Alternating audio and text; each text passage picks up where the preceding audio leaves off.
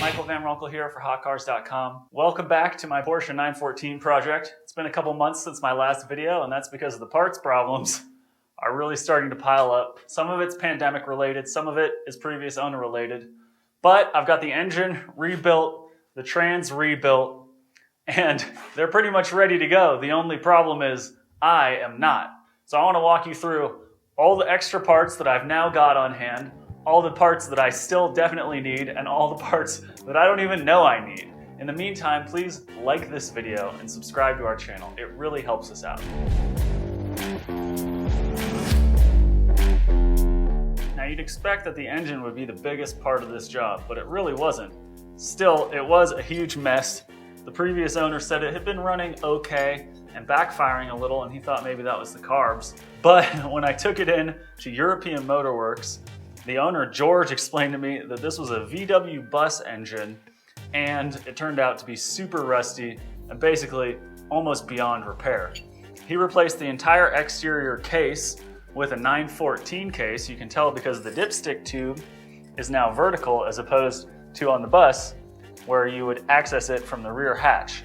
Unfortunately, that means that my dipstick no longer works and I'm gonna need a new dipstick. It's got 96mm pistons, slightly larger intake and exhaust valves, a mild performance cam, and it's got the stock crankshaft.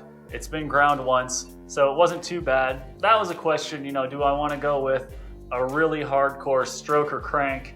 But that decision was made for me because George said he just had no time on it and when he could get it. While George was taking it apart, it was so rusty that they cracked a cylinder head. They could barely salvage anything, so it's almost like a completely fresh engine rebuild. I ended up going with a 2.1 liter, so it's a little bit bigger, a little more powerful. The idea is it'll have 130 horsepower or so, which is a fair amount more than a 914 1.7 liter would have had stock, which was probably around 80 horsepower. That big difference makes an even bigger difference given that the car should hopefully weigh under 2,000 pounds. It should be good to go. The real question is, will all the auxiliary components like the alternator or the oil cooler actually function? Is the fan gonna fit on there and still be balanced? It's kind of old, it's kind of beat up, but it's not too bad. It doesn't have any broken fins. The carbs are gonna go right here, and they're a whole nother story unto themselves because those carbs were on the bus 2.0 liter engine, and they look just as filthy and a little bit rusty, just like the rest of the engine did. Will I be able to salvage them and rebuild them? Or will I have to replace them entirely, which would add like another grand to this whole project and would be relatively unfortunate.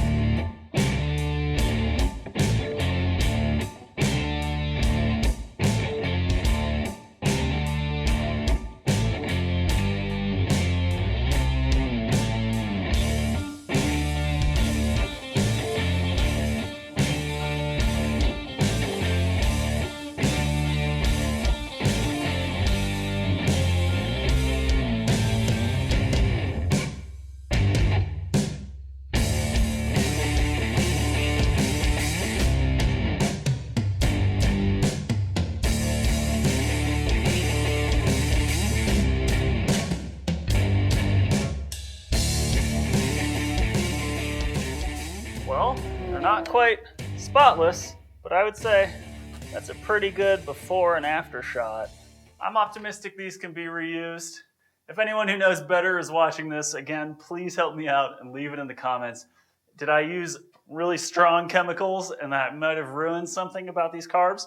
Or is it gonna be worth putting in the effort to really soak them, get them perfectly clean, and find out what it takes to rebuild these Webers? The real expensive part is in fact the Transaxle build, which ended up being something of a similar nightmare, just a little bit more expensive because the Transaxle uses Porsche parts shared with the Porsche 911. So obviously the Porsche parts are more expensive than the Volkswagen parts. Let's get into this a little bit more now. You can see now I've got this shiny new looking Porsche 914 side shift Transaxle, but it was a little bit of a hassle to get it to this point. I drove it all the way to Arizona. Well, I drove both of these all the way to Arizona to California Motorsports. The idea was to hopefully cobble together one single working trans out of the tail shift, less desirable, based closelier to the 911 transmission, and the side shift, which was a later redesign to enable smoother shifting. Unfortunately, much like the engine, the transaxles were pretty much shot. The internals were all munged up. You could see like cracking and creasing on the metal, on the gears themselves, on the throwout bearing and everything. It was just a mess. So basically, again, starting from scratch, California Motorsports built this thing up. I had decisions to make, like what gearing I wanted.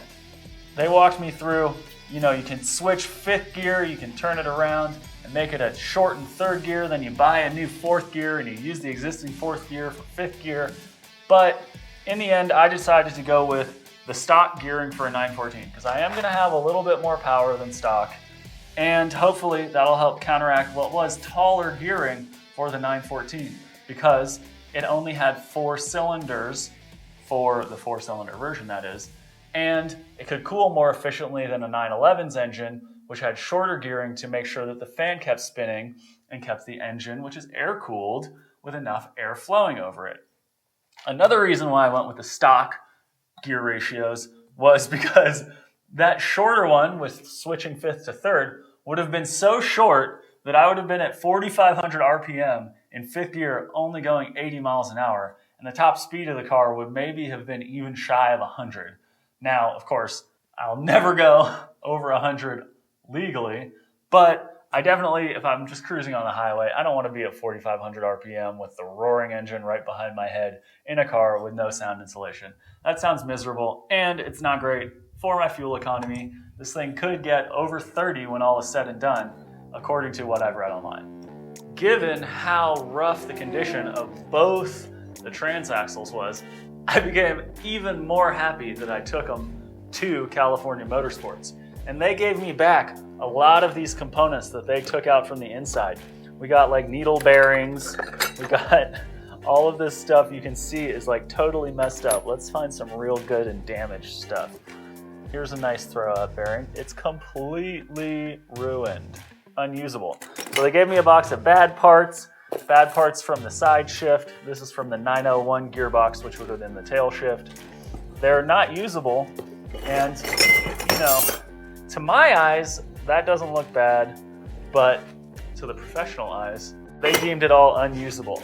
This box is my okay parts that could eventually be of interest to someone who has a 911.